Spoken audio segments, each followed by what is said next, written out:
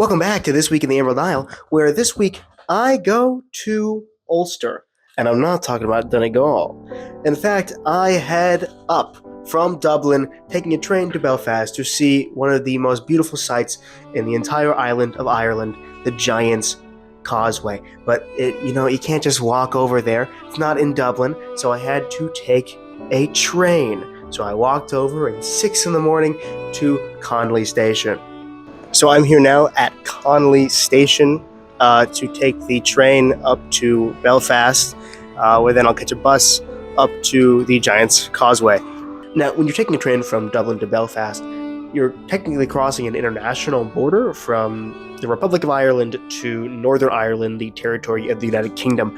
But thanks to the Good Friday Agreement and its weird kind of loopholes in terms of territorial agreements, there is no real border. In fact, I didn't even notice I was crossing the border until the train sign stopped being in Irish and started being fully in English, hence what colonialism likes to do. But after that, of course, I got into Belfast, the second largest city in Ireland, and I was able to take the coach bus up along the beautiful North Atlantic coast. Stunning views of the sea and the cliffs, only slightly undercut by some occasional Union Jacks.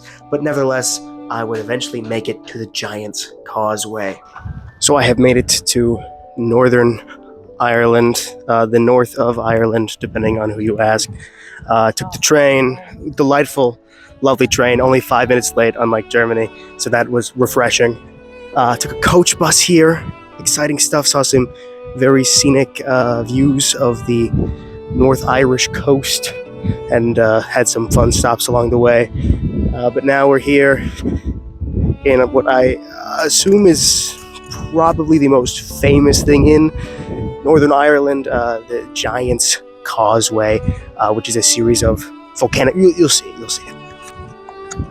So you see there is the causeway behind me. It's a series of volcanic basalt ruins that make these cool hexagonal columns. Now they look so cool that a lot of people theorize that they're actually built by giants, hence the name. And there's a bit of a story that goes along with it. Basically, if you couldn't tell, over there in the distance over there, that thing is Scotland. And just like today, Ireland and Scotland have some beef. So there was this giant from Scotland and this giant from Ireland who were beefing with each other. So the Irish guy decided to build a bridge. This is what's left, a causeway, if you will, for giants, hence the name, Giant's Causeway, to Scotland. But then the Scottish giant was really big and he got really tired from building the bridge, so he went back and fell asleep.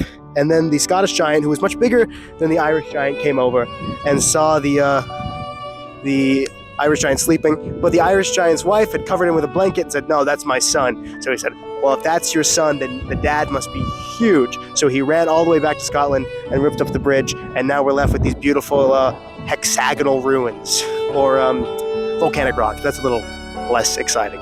And here it is, the beautiful, world-famous UNESCO World Heritage Site, the Giant's Causeway. You'll see the whetstones where the tide is, because the Irish Sea is right there.